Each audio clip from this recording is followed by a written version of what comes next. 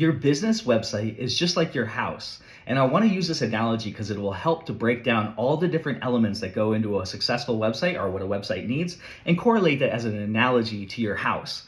So the very first thing that a house needs is an address. An address is a unique identifier that only your house has. So a address is just like a domain name. Domain name is unique. It's an address on the web. It's a specific location that you go to, and you have to have that in order to have a website. The next thing is hosting. So website hosting is just like the land that you build your website on. So you have to have land to put your house on top of, and you have to have hosting to put your website on top of. And the better quality of the hosting is just like the better quality of land. If your land has bad soil, then the foundation can crack and things like that. And the quality of the land matters. And it's just like in hosting. So if you have what's called shared hosting, that means there's lots and lots and lots and lots of other websites on that same server, and that can slow you down. It's a lot cheaper than other hosting, but it will slow you down a lot. So the quality of the hosting makes a big difference in how stable and how attractive your website presents itself. So the next thing that we're going to look at is the exterior of the house, or what some people call curb appeal, what they see when you pull up. When you're selling your house, curb appeal is a super important thing realtors will tell you about. And a website design, the front of the website is the same as the exterior of your website. Does it have fresh paint and new design and good landscaping? That's the same thing of all the design elements. Do the colors match? Does it look like it has good flow? Is this a modern design or is it an old design? And that's how people will see your house and think about how, do they want to come inside? Do they want to, do business with you? Do they want to purchase the house?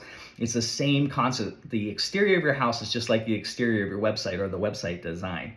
So let's talk about UX. UX is user experience, and that's the same as the layout of your house. So the way that the hallways go through the bedrooms and how everything's laid out. Now, if you have a bathroom in the middle of your kitchen, that's going to be very awkward, and that's bad UX. That's the same thing as having a menu where you click into a page and you can't navigate out of there. You have to click the back button. That's like bad UX. And so people don't like navigating on websites that have bad UX. They don't like to be in a house that has weird. You ever been in a house that just has weird layout? Maybe the ceiling, you go up the stairs and the ceiling's really low and you have to kind of duck down and stuff. Those are similar in that regard. So you have to have good UX or user experience. It's the same as the layout of the house. And the next part I would talk about is the security of your house. So you put a lock, you maybe put a deadbolt, you maybe put a security system, you might have cameras. So that all prevents anybody who you don't want coming into your house and doing things that you don't want them to do. Vandalization, people breaking in and robbing the house.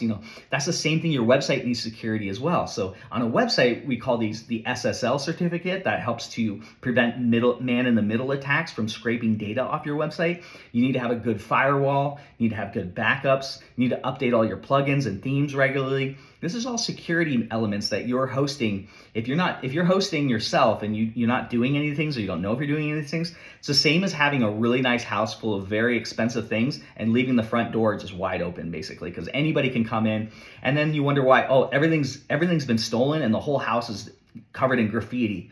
Well, that's the same thing that happens to your website. When you go to your website and the website's crashed because some bad actor has gone in there and done a bunch of stuff you didn't want them to do.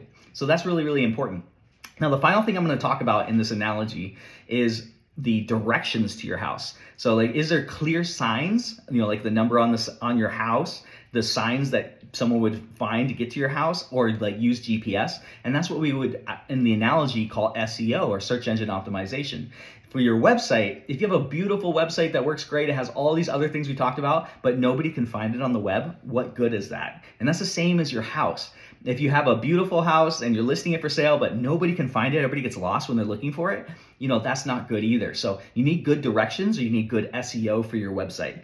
So those are all the different elements that are in your website, in your house, and they basically relate to your website. And I think it's really important to kind of understand that analogy because there's so many different layers to it. And one final thing I'll talk about is if you